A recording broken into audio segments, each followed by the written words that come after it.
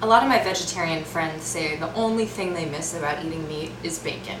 There's just something about the savory, salty, smoky richness of bacon that's really hard to replicate in a vegetarian diet. And if you want a healthier option to bacon, or you just don't want to eat meat at all, there's a great solution for making veggie bacon using shiitake mushrooms, and I'm going to show you how to do it today. You take fresh shiitake mushrooms and slice them up and marinate them in a little bit of soy sauce, and I like to use Bragg's liquid aminos also, which is something that's found in a lot of health food stores. And you bake it off, and the shiitakes get very, very savory and salty and crisp, and you can use it as bacon bits, you can put it in omelets, you can add it to Brussels sprouts or anything basically, and it adds just this wonderful savory, delicious, rich, almost meaty note to it without being meat or tasting exactly like meat. So I take maybe about 8 ounces of shiitake mushrooms, which is actually quite a bit of mushrooms. I don't have that many here right now, but if you want to make a bunch in advance, which I think is a good way to do it, you can keep it in a plastic container for a while, and it'll keep for a few days. So I just slice up fresh shiitake mushrooms. I like to slice them fairly thin because I'm going to bake them and I want some of that moisture to get out. You could do them whole, but I think really it's better to just slice them up. If the stems aren't too woody, I use the stems also. I just slice them in half and take the mushrooms and then just marinate them briefly. I put them in a sort of a larger bowl. And I don't really use exact measurements, but I just shake a fair amount of soy sauce over them.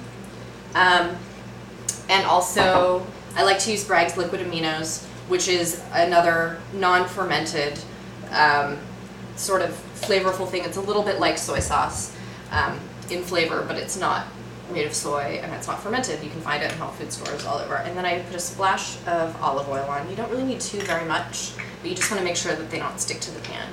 And toss the mushrooms in this mixture, and you can let it sit anywhere from just a few minutes if you're in a hurry to overnight. Overnight you're going to get a lot of absorption there, and it's going to take a little bit longer for it to cook off. So I really just let the mushrooms, because they're like sponges, just absorb it for a couple of minutes. And once the flavor is kind of absorbed into them, then we put them directly onto a sheet pan and bake it off. And you can do it 2 ways. You can bake it on really low heat for a long time if you want a really crispy, hard, sort of low moisture bacon, using quotes there.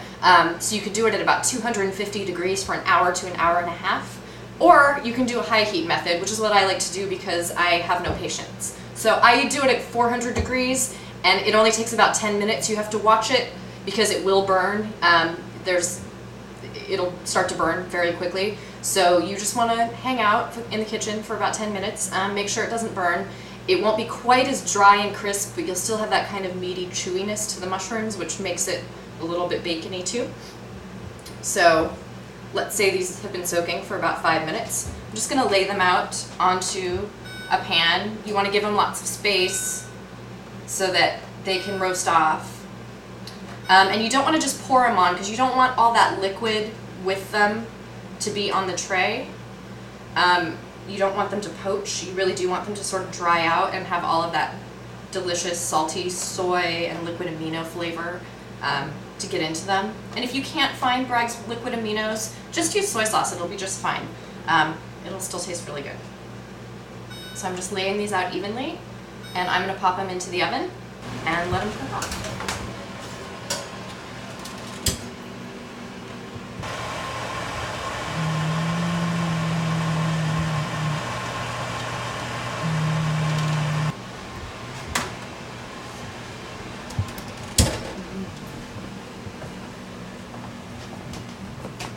All right, my shiitake bacon is out of the oven, and it's I've let it cool just a little bit, and it's gotten very crisp and dried and very browned, and it's still got a little bit of softness to it, which makes it kind of chewy.